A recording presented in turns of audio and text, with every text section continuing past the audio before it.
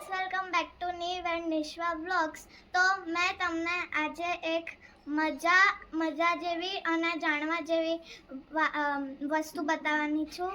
તો તમે એને જોઈને છે ને સોચ્યા કરશો કે આને કેટલું માઇન્ડથી બનાવ્યું છે.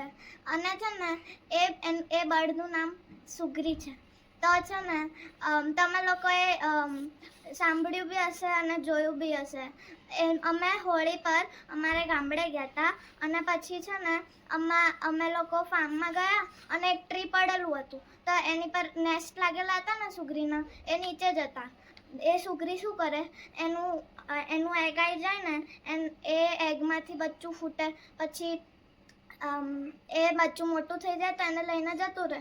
તો પછી છે ને એ નેસ્ટ ત્યાં જ મૂકીને જાય. અને પછી એ પડેલું હતું અને અમે લોકોએ લઈ લીધું. એમ તો કોઈને લેવું ના જોઈએ, પણ એ વેસ્ટ થાય ને એટલા માટે અમે લઈ લીધું ડેકોરેશન કરવા માટે. મેં તમને બતાવું, 2 ટાઈપના છે. આ જો મેં તમને એકનું સમજાવી દઉં છે ને. જો અહીંયા કેવું બનાવ્યું છે, આખું આ ઘાસ સોફ્ટ છે અને એની ઉપર સનલાઇટ બી ના જાય, રેન બી ના જાય, ડસ્ટ બી ના જાય, કશું બી ના જાય. એટલે એને એવું બનાવ્યું છે. તો મેં તમને નજીકથી બતાવું છું. તમે જોઈને જ એવું કહેશો કે એને કેટલું એફર્ટ લગાવ્યા છે, કેટલું આમ એના બચ્ચાને પ્રોટેક્ટ કરવા માટે કેટલું બનાવ્યું છે. સાઇડ્સ બનાવી છે અને કોઈ બર્ડ બી ના એના એગને ટચ કરી શકે. જો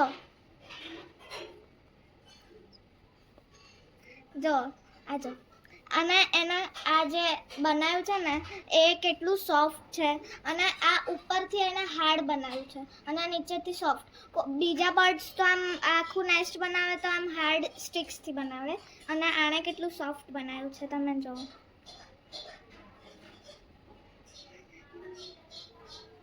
જેવું એન્જિનિયર ઘર બનાવે ને પ્લાન કરીને, એણે બી એવું જ પ્લાન કરીને બનાવ્યું છે, પણ એન્જિનિયરથી સ્માર્ટ વર્ક કરીને બનાવ્યું છે. અને એની અંદર ડસ્ટ બી ના જાય, સનલાઇટ બી ના જાય, રેન બી ના જાય, કશું બી ના જાય, એટલું પ્રોટેક્શન કરીને એણે બનાવ્યું છે. તો જોઈ લો તમે. અને અહીં નીચેથી બી છે. અહીં નીચેથી બી કોઈ બર્ડ જઈ શકે, પણ એ બીજા રસ્તાથી જાય અને બર્ડ કોઈ બીજા રસ્તામાં હોય.